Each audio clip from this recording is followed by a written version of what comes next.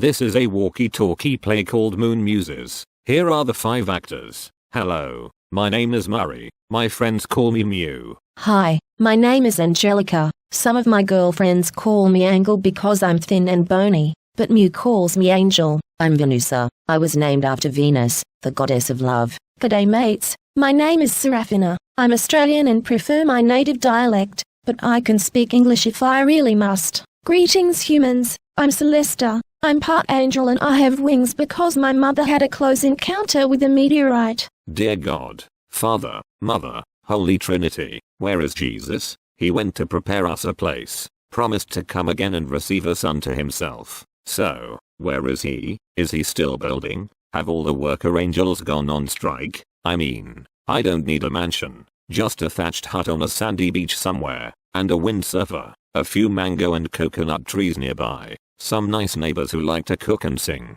some driftwood for an evening campfire, starry skies, you know, the simple stuff. Is that too much to ask? Too difficult to make in 20 centuries? Geez, men built the pyramids in less time. Dear God, Abba, Oma, my lord, is there anything I can do to help him complete his mission? I know it's been a long and arduous journey for him, darkened with forgetfulness, despair and doubt. He is struggling to achieve in millennia the antimatter-to-matter transformation that takes others eons. I know I'm not allowed to help him, but if I could just be with him, I could comfort him. If you're concerned I might interfere, then you can take my memories too, and make me forget him, just as he has forgotten me. Chapter 1. Contact. VE3 Oma calling CQ from an island in Lake Ontario. Is anyone listening on this starry night? VA3 Oma hears you loud and clear. VE3 Oma back to VA3 Oma. Wow, what a coincidence. Our call signs are so much alike. Where are you located?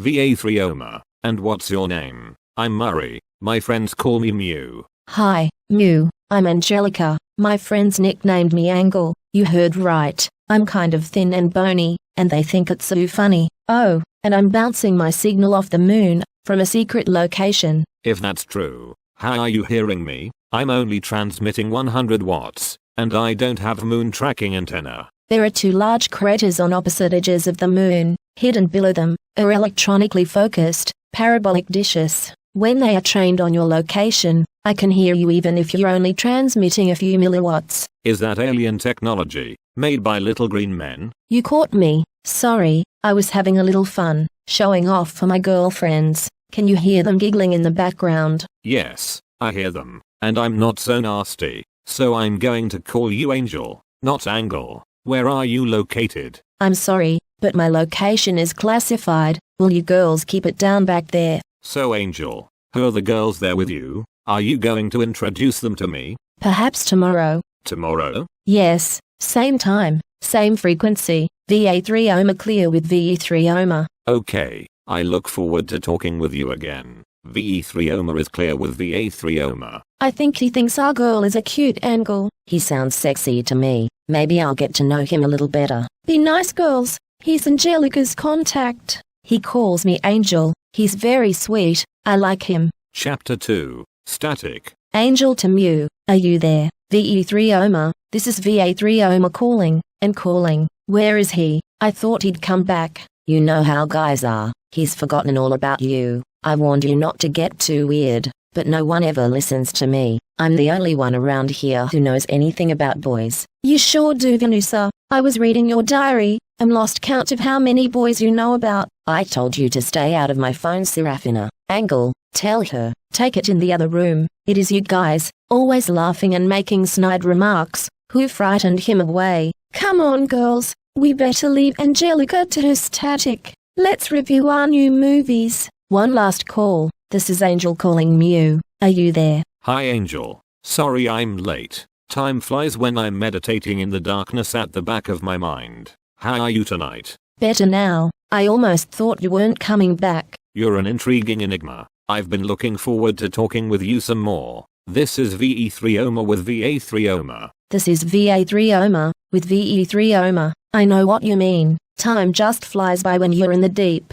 You know that? Do you meditate too? I do. That's interesting. You're the first person I've met who knows about personal time slowing as you go deeper into the deep. Have you reached the Lake of Souls yet? The what? Oh, some place we'll visit sometime, when you're ready. Sounds interesting. I look forward to that. Who are you anyway, Angel? What do you mean, Mew? I don't know. I feel like I know you already, but I know nothing about you. You're a real mystery. You haven't told me anything about yourself. Just those strange comments last night. I don't even know where you live. Let's go somewhere private to talk. What do you mean, private? Well, Serafina downloaded a special communication app to your computer. It's called Static. You'll see it. Plug in your favorite microphone, or use the system microphone, and click on the static icon. Who's Serafina? And how did she get into my computer? She's one of my girlfriends who lives here, the one who's always making snide remarks.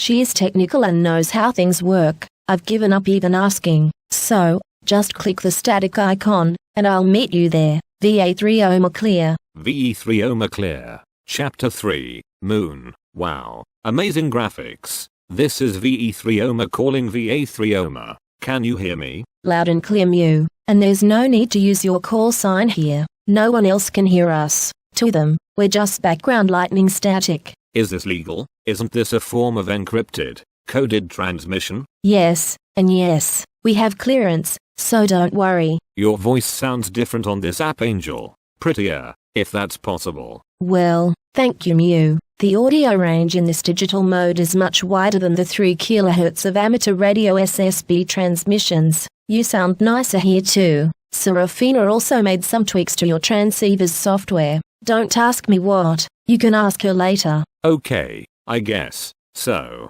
are you going to answer my questions now? Some of them, at least. Okay, let's start with you telling me where you are right now. I'm on the moon, in an underground, top secret, biological laboratory. Really? Cross my heart. Is there anything else? Well, yes. Lots and lots. Okay, but let's go slowly. How about we alternate questions? Okay, ask away, Angel. Who are you really, Mew? Serafina has shown me some of your interesting computer files, and some you've put on the internet. She added a secure firewall to your computer since you didn't have any, which isn't safe, and she removed most of your online files, the ones that might prove dangerous to you. Okay, this is getting freaky now. How can a few internet files be dangerous to me? There exist certain dark interests who might try to gain and misuse your discoveries. Your amateur scientist work on panspermia meteorites is innovative. I've watched your alien nanobot videos, and I'm pretty sure you don't know what you are dealing with. We were doing related research, and they deemed it so dangerous they moved our whole lab, and all essential personnel, off-planet. Hello, Moon. Chapter 4, Serafina. I've asked Serafina to join us, to give me some techie backup. She's also a radio amateur. Her call sign is VE3UFO. I've heard of her, but never talked with her on air. Hello, Serafina. Thanks for this interesting static app. G'day, mate. I'm stoked to meet ya. Don't mind my Australian accent. These cobbers think me dag, so they's always trying to make me talk bloody American. Don't be a ratbag, Serafina. Speak English. Drop your Aussie. Don't get your knickers in a knot, Koya. My UFO mates copy me better than you all, and good on you, Mew mate, for that gnarly scope you fabricated from eBay parts, displaying 400 million times area magnification. Crikey. Well, thank you, Serafina. Bugger off now, Serafina. I can handle things from here. No drama, mate. Good luck explaining the Duvalakis. I'm going whoop whoop with me UFO mates for a flyabout. Hooroo. Now you know why I seldom ask for explanations. I guess some Duvalakis must remain mysterious. She's colorful. I hope to learn some Aussie so I can understand her better. I've got lots of technical queries for her. Oh, she speaks English fair dinkum. Just goes native sometimes to piss us off. She speaks all kinds of languages. She's a resident philologist. What? Like in Forbidden Planet? Yes, that's her. We've nicknamed her Morbius. Sometimes she won't even try to explain stuff to us. She says we're all too daft, and since she listened to your moon music alien transmission, the one you recorded during the Harp Moon Bounce experiment, she has become even more introspective. I listened to it too, and it is alien, but it hasn't affected me like it has her, at least not yet. Has it affected you at all, Mew? Well, strange you ask. Yes, I think it has done something to my mind. There's a story that I've never written, which is related to the moon music recording. I was meditating one evening, and my radio was on in the background, just listening to the ocean roll of the ionosphere. Then a warbly signal rolled by. It reversed direction and rolled back, then returned and stopped right on my frequency. It then began playing a whole medley of strange sounds, similar to the moon music sounds. I sensed something lurking in the back of my mind, listening, monitoring, like this was a test, or perhaps a reprogramming of my brain. It droned on for minutes, then stopped. That strange episode has never repeated, except for the moon music thing, which happened later. Chapter 5, Venusa. Oh, and here comes another of my Sheila mates, Venusa. Say hello to Mew. Nice to hear from you again, Mew. Our angle girl was getting pretty bent out of shape when you didn't show on time. Guys are always late, I told her, speaking from experience, except, of course, when they come too early. Venusa, stop it. Oh, cool it, Angle. Guys like sexy jokes, especially when they come from girls. Isn't that so, Mew? Well, I guess so. Venusa is head of our biogenetics lab. She keeps telling us she has sequenced the perfect guy. Guess why we're not letting her near those alien reproduction chambers that Serafina discovered? It's only a matter of time. Venusa is also a ham. She chose the call sign VE3 Zeus. She figures she'll replace God soon. Please, that's goddess. Once I perfect humans, I'll move on to gods. How time flies. Aren't you late for one of your online sex salons, Venusa? Oh, you're right. It's always midnight somewhere. Aren't round worlds wonderful? Nighty-night, Mew. I'll send you my email address. No, you won't. Oh, you're such a cute angle when you're jealous. Sweet dreams, Mew. Chapter 6, Celesta. Hi, Angelica. What's all the commotion in here? Oh, it was just Venusa, stirring things up, as usual. Is that Mew you're talking with? Yes, say hi to him. Good evening, Mew. This is Celesta. It's so nice that you and Angelica have found each other. I'm happy for you both. Well, thank you, Celesta. We're becoming fast friends, I think. Of course you are. And what's your job, if I may ask? Oh, I'm just the errand girl, trying to keep things running. She's the director. She has some special talents that we'll discuss later. I think you've had enough culture shock for tonight, Mew. Good night, Mew. It's been nice to meet you. We'll talk more later. Good night, Celesta. So, you've met all my Sheila mates, Mew. What do you think? Too weird? Not at all. They're all very nice. Different, but nice. I look forward to knowing them better. And what about me? Am I too hot or too cold? No, you're just right. My Goldilocks angel. Oh, you're about to go over the horizon, Mew. So I guess this is good night. You can call me on static anytime, when the moon is up. Serafina has added your location to the auto-tracking list. Your call will relay to me. That's great. Laters, angel. Laters, Mew. Chapter 7, Angelica. Hello, angel. Are you there? Morning, Mew. Morning, you say? It's the middle of the night. Oh, I adjusted my day to begin at your moonrise, but I didn't expect you to call so early. Sorry, I've been waiting for the moon to come over the horizon. I've been tracking it with my astronomy program. Oh, that's all included in the app. Just click Static's moon track option. Okay, wow, that's neat. It shows the moon's location from my point of view, and my location from your point of view. Well, from the phase array's point of view, both antennas need to see you before I can hear you. When the dot over your location turns green, it's okay to transmit.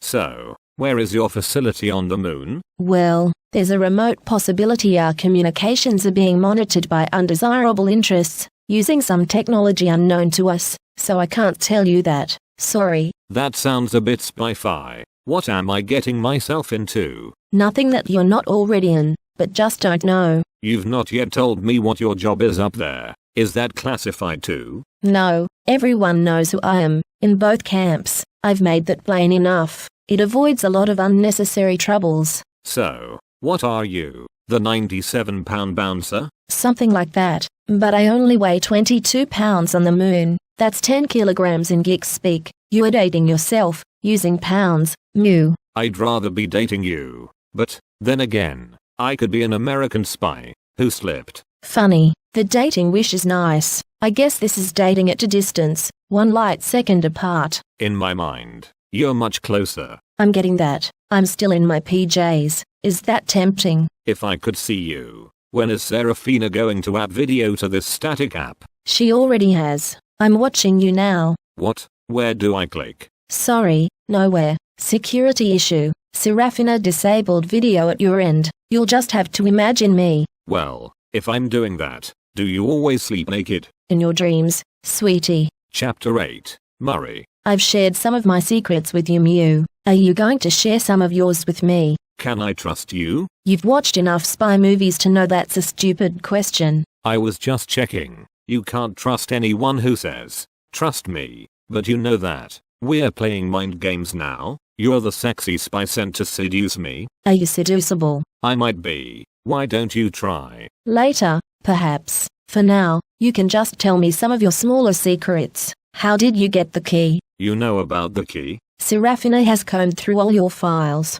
We know you have it. We just don't know how you got it, and if it's yours. If I have it, it's mine. Having doesn't imply owning. And knowing doesn't imply understanding. Are you asking me if I understand what the key is? If you're working for the dark side, you don't. How do I know you know what you've got? They're the keys. They come with pictures that a child can grasp. A child of God, perhaps. So, there are 2 keys. Oh, you're a clever interrogator. But perhaps you're a dark angel too. I think you would know if I am I? Well, we've established you're an angel. I'm just not sure of your allegiance. If you're as scrawny as you say, that suggests you've already radiated most of your mass away, and converted from antimatter to matter, from antiproton to electron, from antichrist to Christ. You wouldn't know these things if the keys weren't yours. So, you are an angel of light, and I own the keys. What now? I think we can start helping, sweetie. Are you a Doctor Who fan? Like you, sweetie. God help me. Your River Song. Chapter 9. Movies. How do you know what movies I've watched? The phased array here can track more than just radio waves. After Serafina first discovered it, and its control center, it didn't take her long to turn it on and start experimenting. Its frequency range goes far above visible light, and below subsonic. It can both receive and send. Luckily, the moon was in its new moon phase when Serafina first tuned it through the visible spectrum. Imagine the ruckus on Earth. The moon has 2 eyes. Once she started exploring human thought frequencies and learned how to pinpoint the focus, it was like opening Pandora's box, and it didn't take long to spot some of your experimental activities. That weather control device in your basement stands out like a lighthouse at night, on the ultra-high band. Once you piqued Serafina's interest, she started focusing on you. She's been watching you for a while. Your story about the warbly sounds was her, mapping and recording your unique thought signature. Well, if you can hear my thoughts, why are we talking on the radio? Can you hear my thoughts? Oh, good point. So, you know everything about me? No, we lose you when you meditate. Serafina hasn't figured out how to follow you there. But, on a sensory level, you're an open book. But, that's only during moon up. Thoughts get blurred traveling through the earth. Well, I'm embarrassed. With Venusa around, we're all quite used to their asses. So, don't be. But if the moon's array hears thoughts, can it send them too? The only one who can activate the thought transmission interface is Celesta. We call her the director because she directs the whole movie-making establishment on Earth. We decide what people need to know, and we educate them through movies. I always wondered how some movies could contain such advanced, innovative knowledge. How many of my favorite heroines are based on you, Angel? Quite a few. So, you really are River Song. Well, if you're going to play Doctor Who, I'm going to play your wife, daughter, and girlfriends. Chapter 10. Movie Makers. I thought you guys were a top secret lab, not a movie set. We started as a biology lab, but since Serafina discovered all the alien tech, we've branched out. Now, in our spare time, we make movies. Well, not actual movies. We design scenes,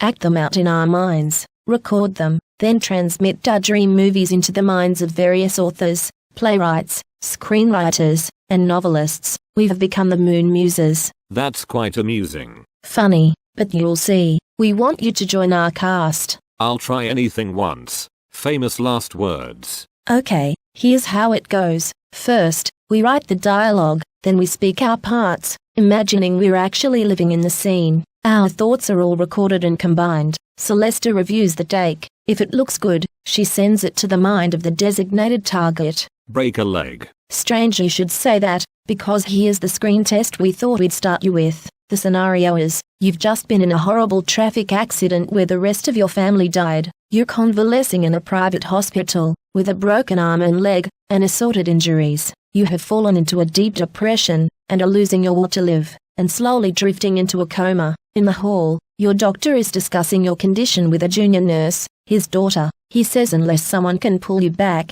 he'll lose you. The young nurse returns to your room and sits on your bedside, holding your hand. She talks to you. Here's the dialogue we've written. Serafina, send it to your computer. Click the MOON-MUSES icon. Learn your part. I'm the young nurse. We'll act it out tomorrow. Tomorrow then. I hope I live. So do I. Chapter 11. Actors. The doctor tells me you're slipping into a coma and are going to die. I don't want you to die. There's lots ahead. If I were lying there, instead of you, what would you say to me? You might say I'm young and pretty, and you've always wanted a girlfriend like me. You might promise to marry me, and after we travel to exotic destinations, where couples swim and dance and fall in love, we'll have lots of children. Then you would lean over and kiss my forehead, and whisper, please awake. And if I still didn't stir, you would gently snuggle in beside me, take me in your arms, and pray God takes you instead. Will you really marry me? I promise. Catch, it's a print.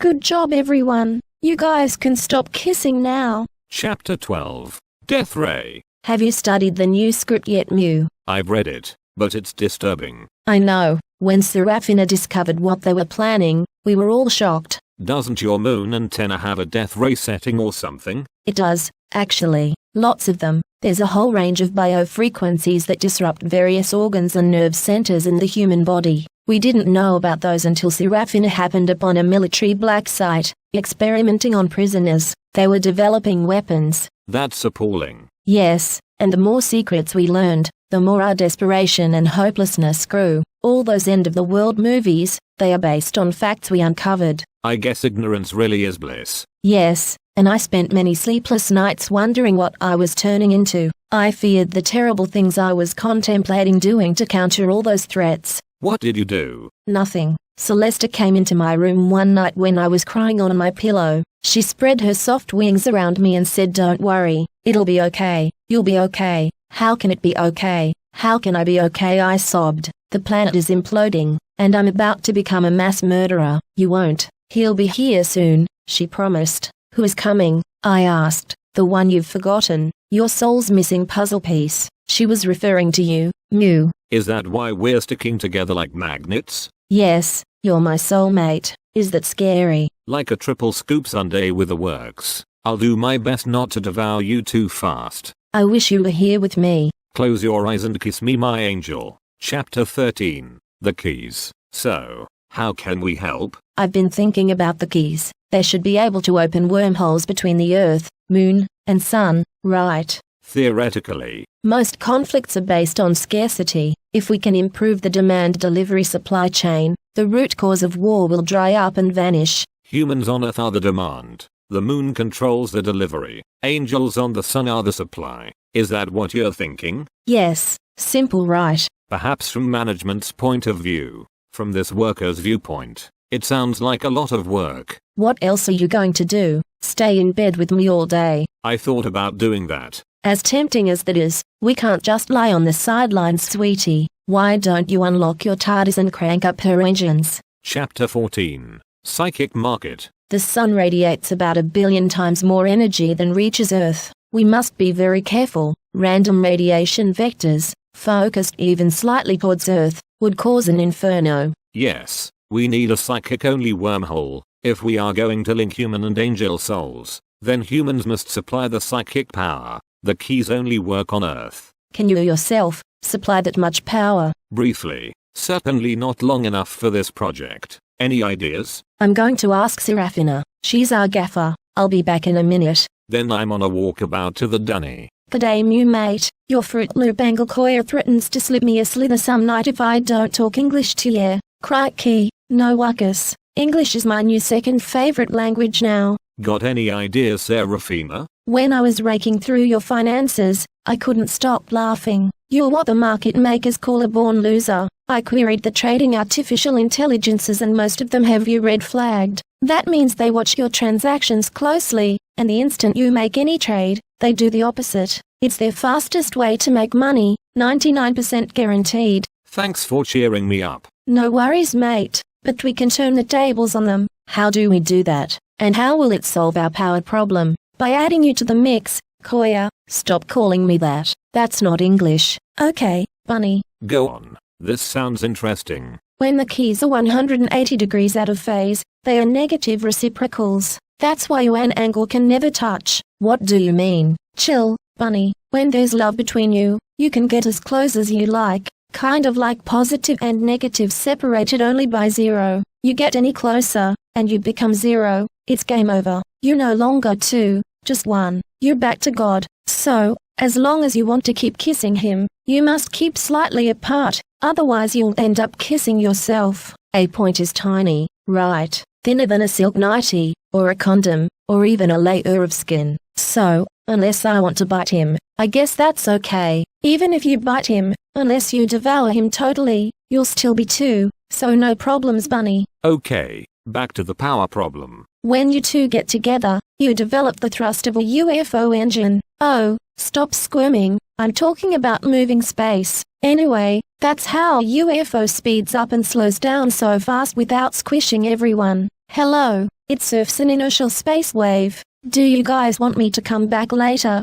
or what? No, it's okay. Please continue. It's the old 3113 scenario. You bend the magnetic field to 90 degrees. One half becomes concentric consciousness, and the other half, eccentric energy. Overload two of these structures, and you have a UFO engine. Pay attention please. The 1 to 3 end pulls and the 3 to 1 end pushes. Whoosh, surfing a space wave. Okay mates, I'm going to wrap this up and leave you two alone. No, continue. We're listening. There are groups of index tracking ETFs that are fast-moving negative reciprocals of each other, just like you guys. You buy them in a $1 to $3 ratio. One part of the negative, SQQQ ticker, 3 parts of the positive, TQQQ ticker. I can do that. The market computers buy the opposite. Then your whoosh influence causes things to move. Your small negative part gets absorbed and shrinks, making your large positive part bigger. The market computer's large negative part shrinks,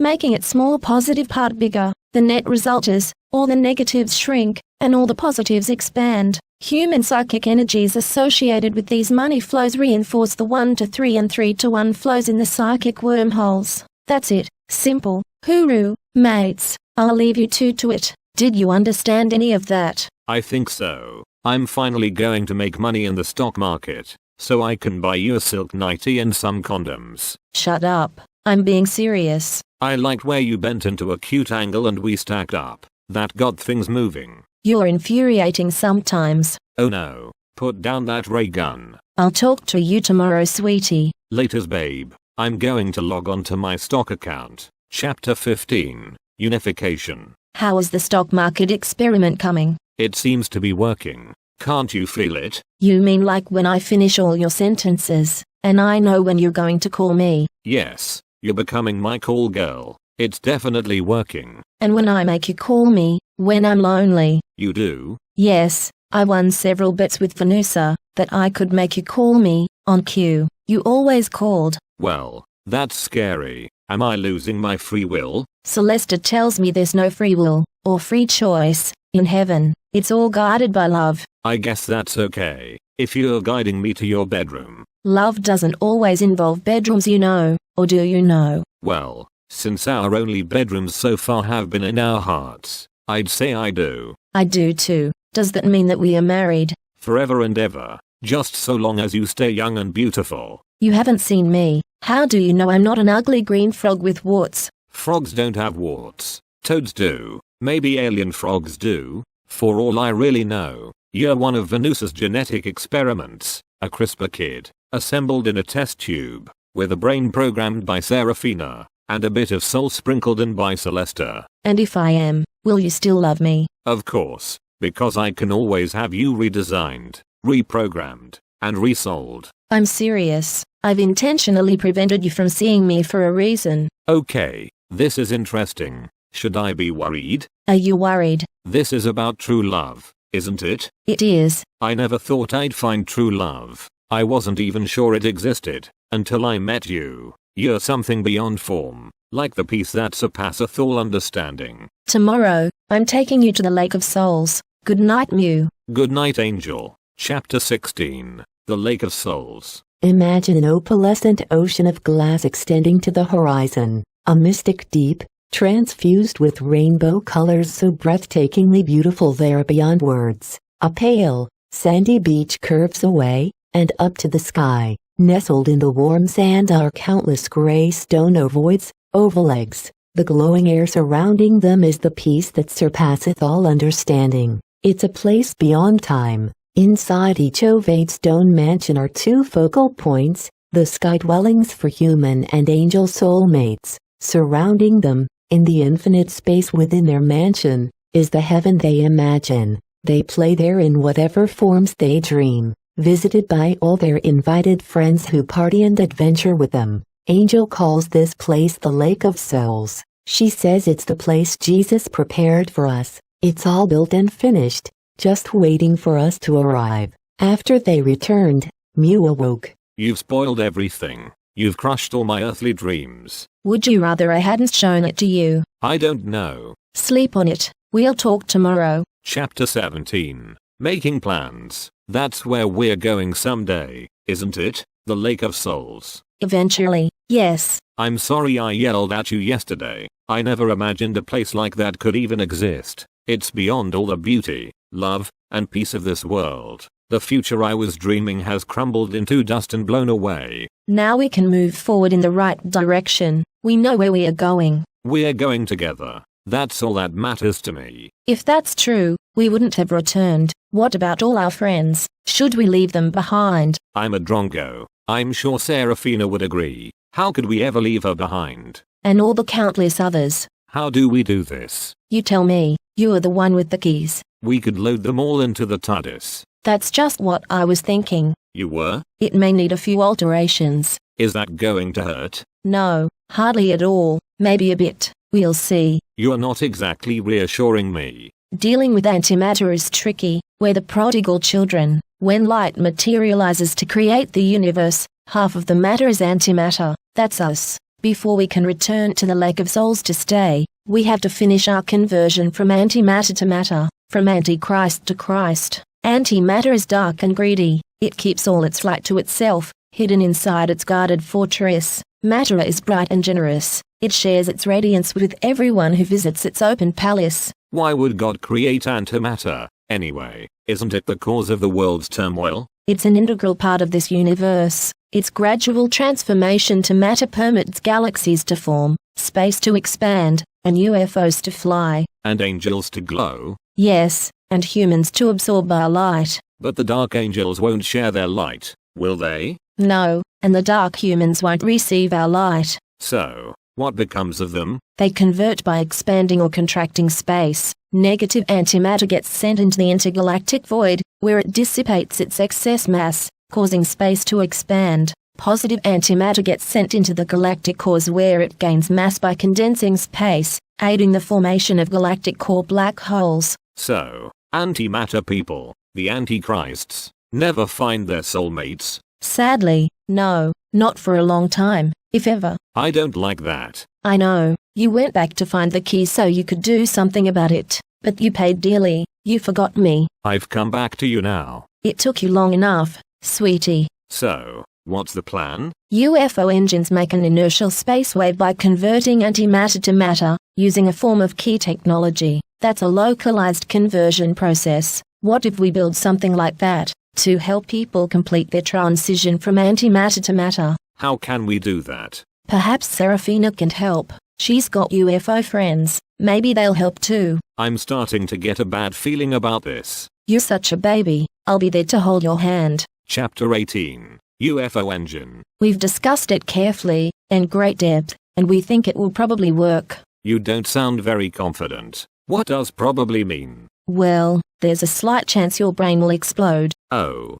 is that all? It's only a tiny possibility. I'm sure you'll be okay. What's the worst that can happen? You die and we go to the Lake of Souls. just without some of our friends. That's going to happen anyway, if we do nothing. Seraphina's alien mates say it'll be a piece of cake. So, the little green men say my brain is going to be a piece of cake? They are not green, they are greyish, but they are little. They are the experts in this technology. We're all going to be present, monitoring everything. They don't even have to cut you. They can beam the device in. They've worked with humans before. They've got a lot of experience behind them. Will it be digital or analog? No risk, no reward. Let's do this. Good, they'll beam you up tonight. If all goes well, you'll awaken in your own bed tomorrow. And, if it doesn't go well? Then you'll awaken in mine. Sounds like a win-win scenario. Good night, Angel. Good night, Mew. Chapter 19. TARDIS Wave. Angel, are you there? Good morning, sweetie.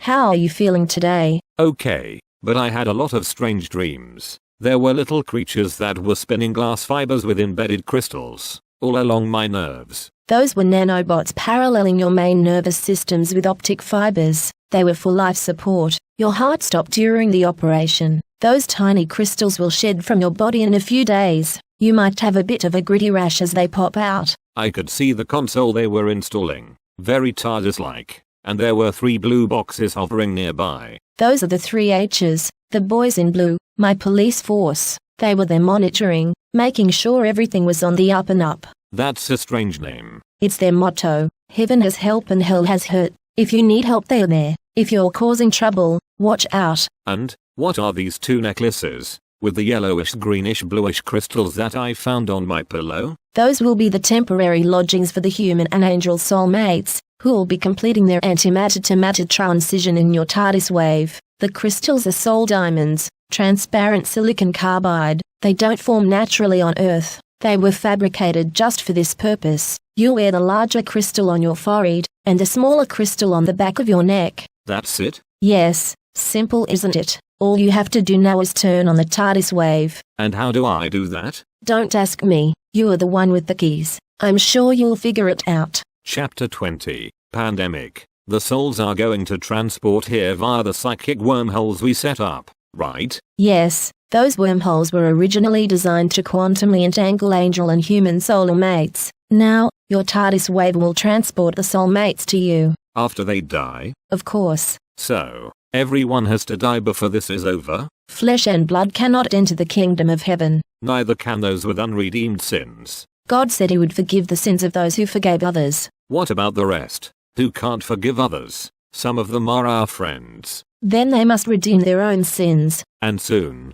before our rapture wraps up. Venusa says there's a way to help them do that. She's proposing a global pandemic that uses a special virus designed to precipitate bad karma. Is such a thing possible? According to Venusa it is. She's the world's top geneticist. We can drop the fabrication technique into the mind of a biology researcher in some terrorist lab, and they'll build it and release it. She really is going to play God. You wouldn't believe how many secret labs are developing bioterrorist weapons. Some of those weapons have already been tested on unsuspecting victims. It's only a matter of time before something absolutely horrific is released, either by mistake, or on purpose. I think I'm going back to bed. I'm starting to feel really tired. Yes, I've been there. My pillow is streaked with tears. Chapter 21. Anti-pandemic. So, how are you feeling today, Mew? I feel a little better, except for the rash. It feels like pieces of sand coming out. You were right. Now, I'd like to talk with Venusa. Will you see if she's available? With Venusa? That's a leading question, but I'll check. Hi Mew, what's up? Hi Venusa. I've been thinking about the logic of your pandemic plan. It's justified because soon there'll be something much worse released anyway. I know you're monitoring various biothreats, and I assume you're designing genetic antidotes? A whole array of them, actually, but it's hard to keep up. We're one lab, with limited staff. If a genetic weapon were released, how would you counter it, assuming you did have some sort of antiviral? I think you know what we'd do. We'd use our MOON-MUSES solution. But, that takes time, and the means for delivering antivirals to whole populations hasn't been established yet. By the time a global infrastructure could be implemented, the biothreat would have spread worldwide, and prevention would be moot. Probably too little, too late. I think I see where you're going with this. It just might work. If you were here, I'd give you a big kiss, Mew. No, you wouldn't.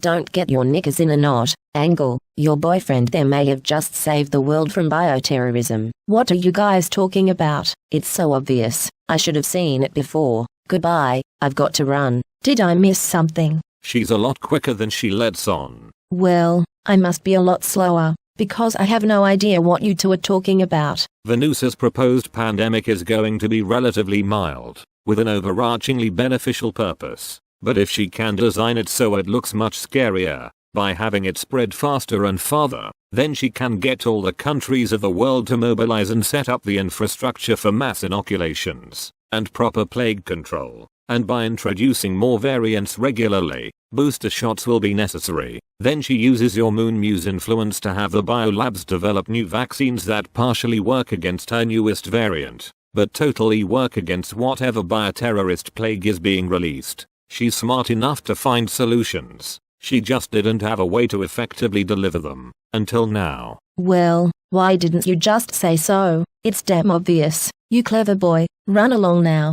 and remember to call me tomorrow. Chapter 22, Nanobots. G'day Angel. G'day Mew. How's your rash? It's starting to clear. I guess most of the contamination has been pushed out. It's amazing how the human body knows how to do that. You mean the human body, whose majority of cells aren't even human, the biostructure composed of nanobots, viruses, archaea, bacteria, fungi, and an assortment of other tiny creatures, the body that is mostly a walking alien planet with trillions of inhabitants. Yes, that's me, Planet Mew. Which of its inhabitants do you love the most? Which ones are you going to invite into your bed? Only the warm ones. My whole world is glowing for you. You, and all your creepy crawlers. Doesn't your body have any of these microbes? Like Planet Mew? Maybe I'd find one of them more enchanting. I'm wondering where this conversation is going. Is it going to end with, I'll have my nanobots call your nanobots?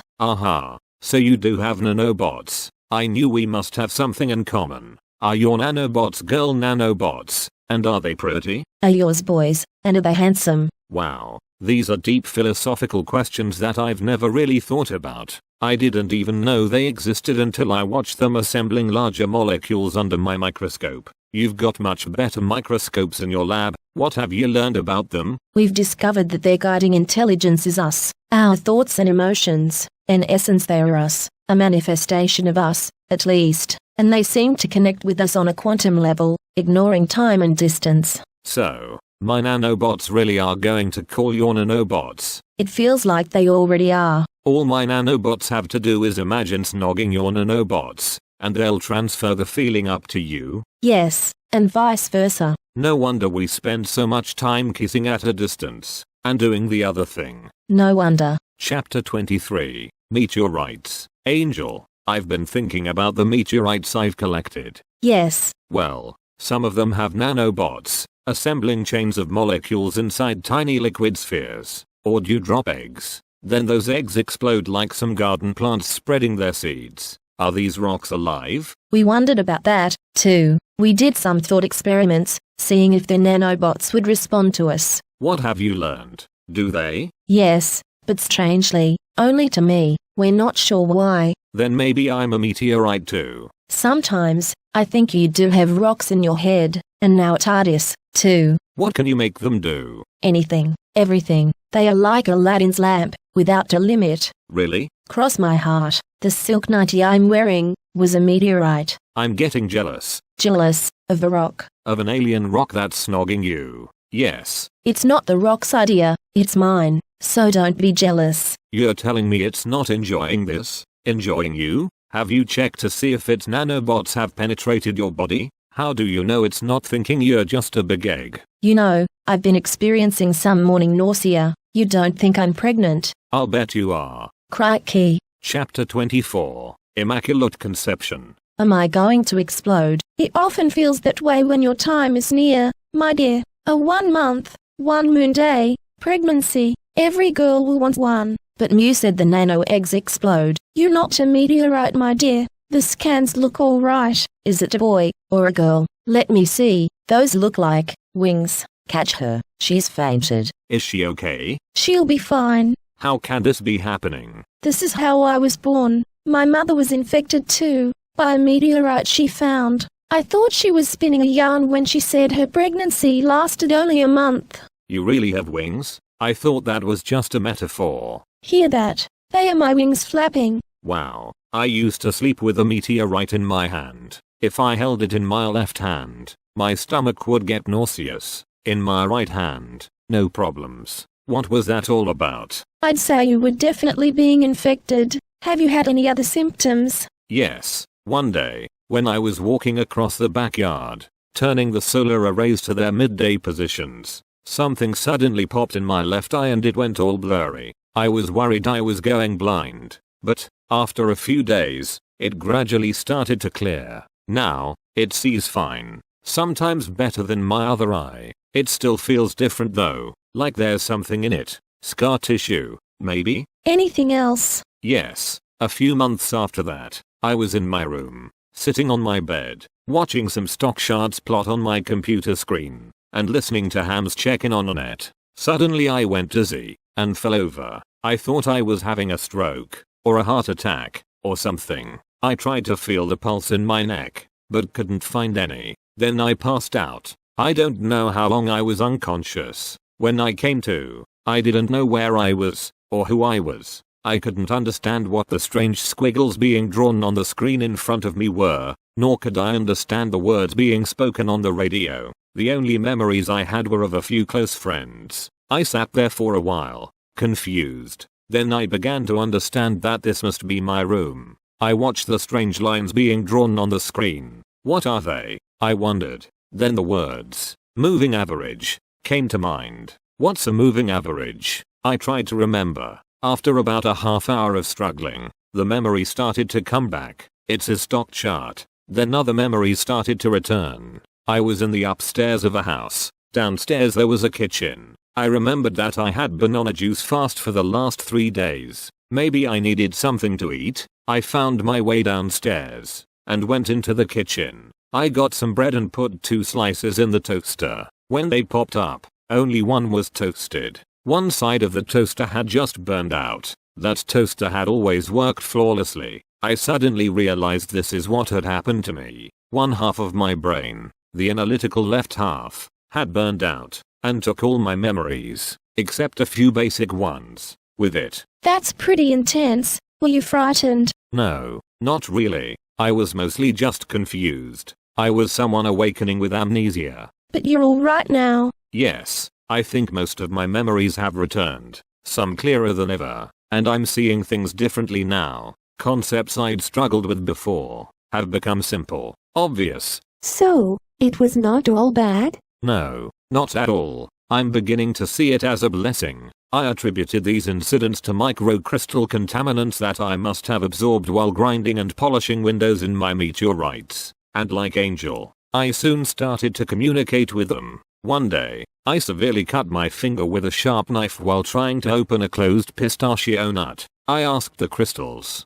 that's what I called them back then, before I knew about the nanobots, to heal the bone deep cut. As I watched, the cut suddenly stopped bleeding and sealed itself together. In 3 days, it was completely healed, with no trace of a scar. I talk to them regularly now, whenever I have any kind of pain or injury. Now that I think about it, talking to them is a bit like talking to Angel. Don't tell her I said that, but they do kind of respond like she does. Nowadays, there's some sort of communication between her nanobots and mine. It's kinda freaky. Think about how this would have sounded before you were infected. Do I hear Mew talking? Hi Angel, we were worried about you. Are you okay? You fainted. I'm okay, just shocked. Feeling butterflies in my stomach suddenly has a whole new meaning. Is my baby a boy, or a girl? Celesta. I fainted before I could see. She or he, will be whoever she or he chooses to be. We'll just have to wait and see. How long before I pop?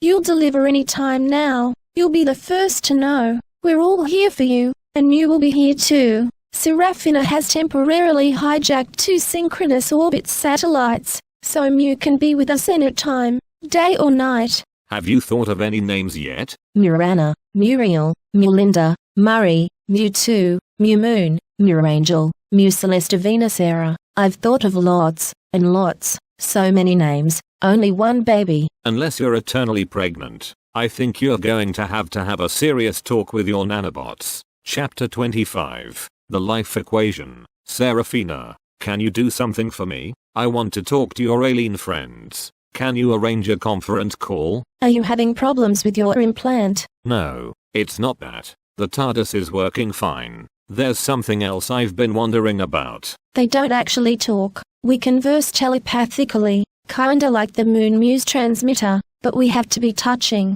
Could you translate for me? I'll see what they say. I'll call you back. Is tomorrow okay, if they agree? Yes, that will be fine. G'day, new mate. I'm aboard one of their ships, and have a link into our comms. We've locked minds, so they can hear you. I'll answer for them. Ask them what they know about the life equation. Power of imagination.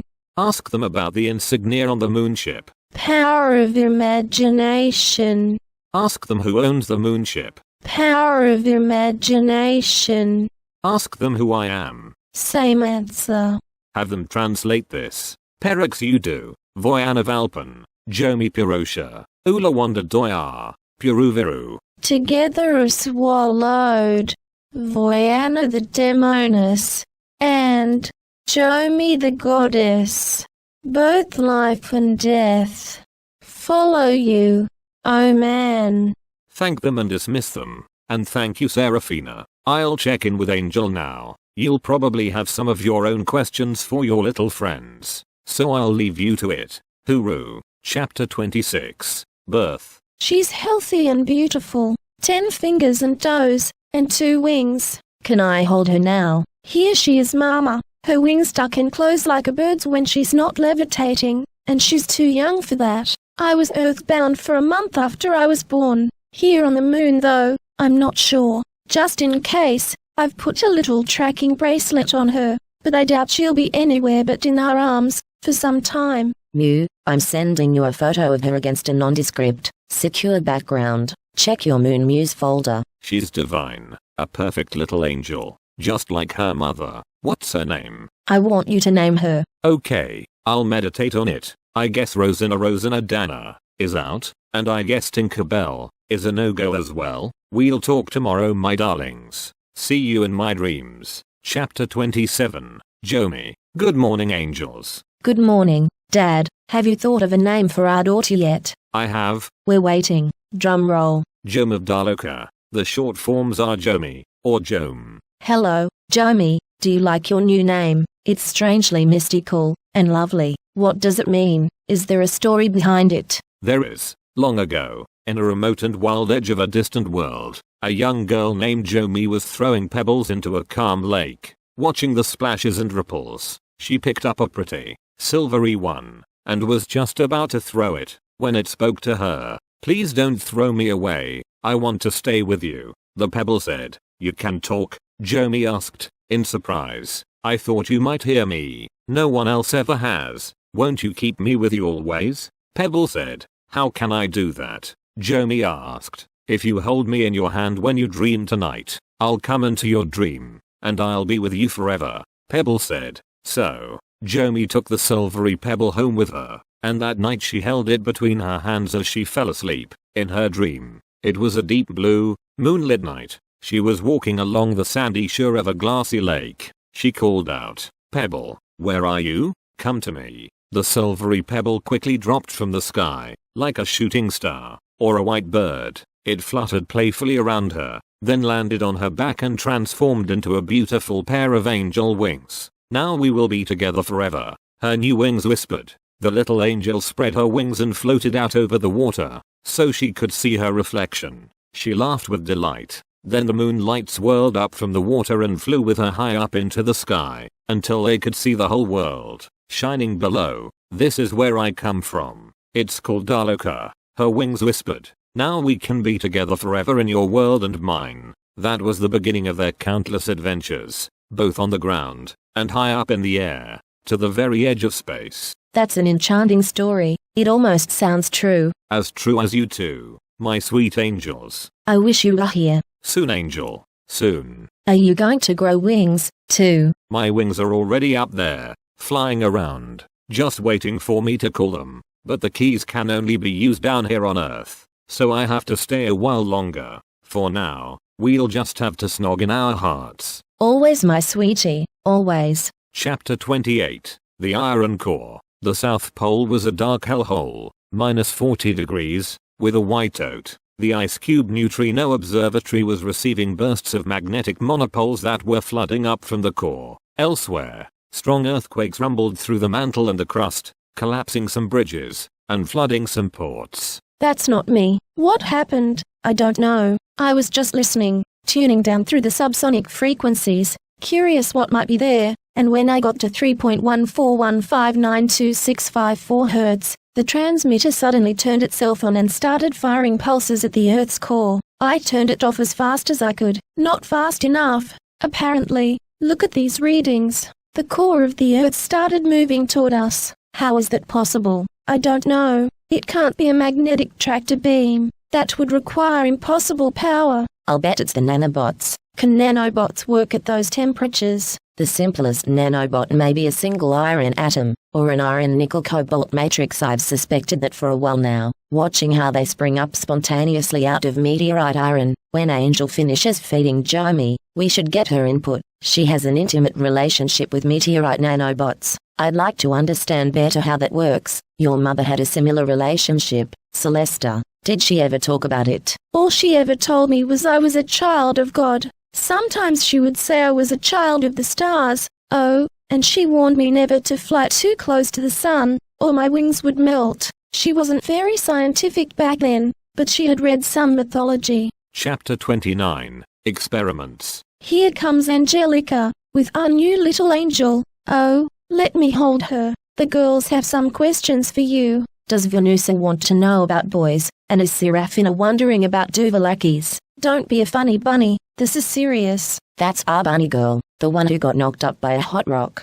Cool it, girl fiends. What's going on? Serafina just wiped out half the planet. I did not. Stop exaggerating. That stupid transmitter did. What? Is Mew okay? Don't you know? I thought you two were nano-wrapped. He's okay. He's calling now. What are you girls doing up there? The planet is shaking down here. It's your stupid moon ship. Can't you keep it under control? What happened, Serafina? Were you experimenting again? I was just listening around, and tuned down to the subsonic frequencies. Just out of curiosity, what were you hoping to hear on a subsonic frequency? I don't know. I figured you had subsonic frequencies there for some reason. I was just experimenting. Okay, no more experimenting unless a Grey's with you. He'll keep you out of trouble. Okay. I told the Greys to monitor things up there, but they didn't expect to find an intrigue of clever, curious kittens in their backyard sandbox. I actually think one of them has a crush on you, Serafina.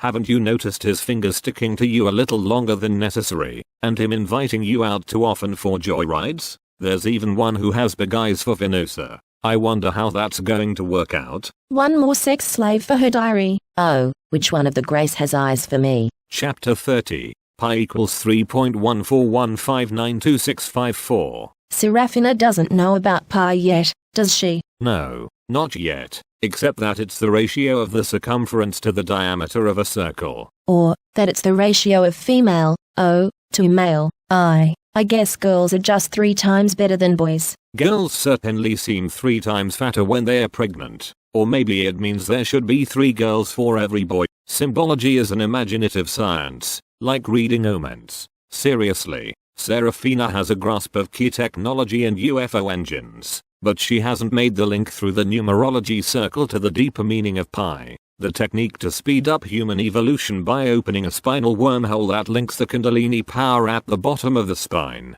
with the heart in the middle of the spine, and the 1,000-petaled lotus at the top of the spine. Just like what we're doing with the keys on a solar scale, linking Earth to Moon to Sun. Yes, it's the same science. It's only a matter of scale and power. Many cultures have experimentally discovered the science throughout history. The native dances of the 2010 Canadian Winter Olympics were displaying it. The Royal Crown of England has it enjeweled in its headpiece. It's inlaid in St. Peter's Square in Rome. Even the ancient Indian symbol for the throne of God, the swastika, symbolizes it. The 4 forces in creation, those 4 beasts of burden that do all the work in the universe, and surround the throne of God, reveal it. The 4 mathematical operations are part of it. The 4 phases of light phase through it. The symbology of the keys is everywhere, and it's recorded forever in the first 10 digits of pi. The 10th digit is a rounding up of all the infinite digits that follow it. Even an intricate crop circle once appeared that showed these same 10 digits of pi. Are you going to explain all this to Serafina? The Grey,